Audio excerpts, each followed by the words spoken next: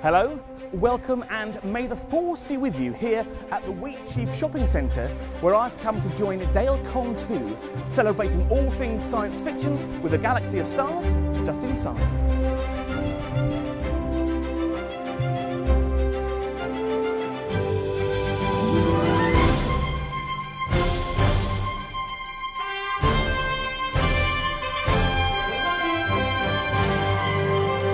Are you here for the Sci-Fi conference? I am fluent in over 6 million forms of communication. Ah, just the chap.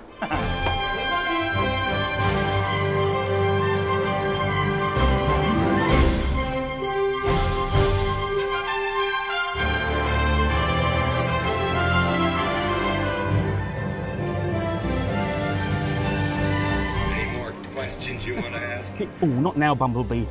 Now, did you know that Transformers started their life as Japanese toys Diaclone and Microman before US toy company Hasbro transformed them into Transformers, and the rest, as they say, is history?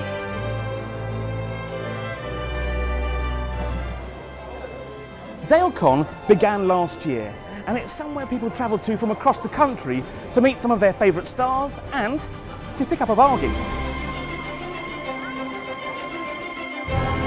Hey, where did these stairs go? To go up.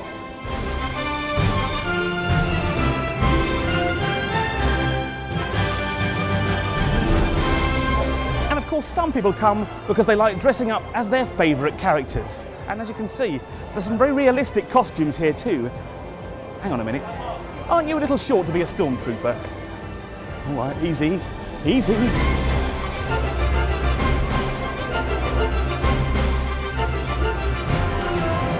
Not a goblin, a spaceman.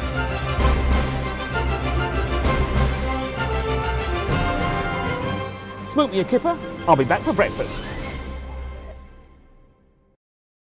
Danny, lovely to see you. Last time I saw you, you were somewhere far sunnier than Rochdale, which was in Death in Paradise. That's right, that's in Guadeloupe, in the Caribbean. I won't ask you how it compares with Rochdale, that would be an unfair question, but it must be a great job. No, Rochdale's better. When you first heard about Red Dwarf, you know, comedy and science fiction was quite an unusual thing. There'd been a Hitchhiker's Guide to the Galaxy, of course. Yep. But it's quite an unusual thing then. So how did that land with you? How did it develop? Well, on reading the script, it was... the scene I did was that he's talking to himself, saying, you know, how great he looks, and this is mine, that's mine. And I was trying to think, I'm thinking, oh, he's talking to someone maybe, and I'm reading the script thinking, oh, there's going to be someone in the cupboard, or he's going to walk in, but no. So it's all, you know, untried and uncharted territory. And I thought, this is either going to be the greatest show ever made, or it's going to be the worst pile of the proverbial ever laid, you know what I mean? So luckily for me, it was the first one. Yeah, absolutely. And now he's practically legendary. You can't imagine television comedy without it. It's such an unusual thing. And I bet everyone asks you about the potential Red Dwarf 11, don't they? Yeah, it isn't. It's yeah. I wouldn't be doing my job if I didn't ask you. No, it's out in the domain now that he's actually writing it, and it is going ahead by November.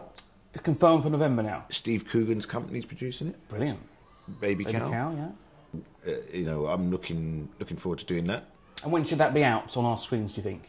Oh, I reckon that'd be out maybe March, April, I think. Okay, so maybe this time in 2015, early next year. Yeah.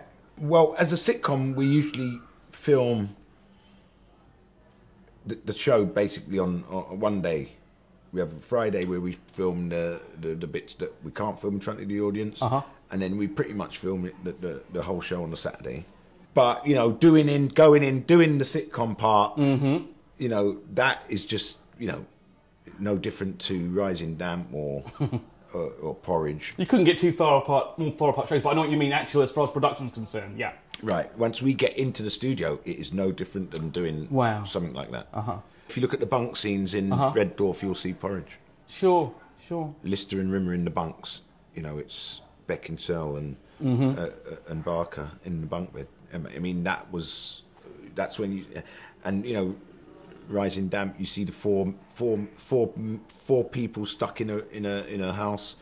If you look at it, it's classic sitcom. Even though the BBC didn't understand it, it was a classic sitcom.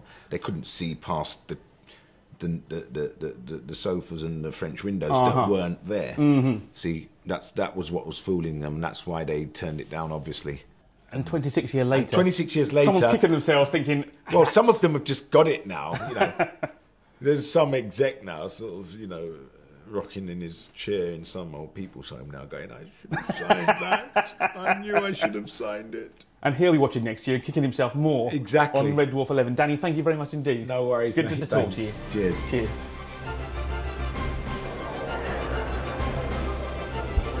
Check out the Dale-Con website for more in-depth interviews with our stars over the coming months. But that's it from Dale-Con for this year. So, until next time, bye-bye for now.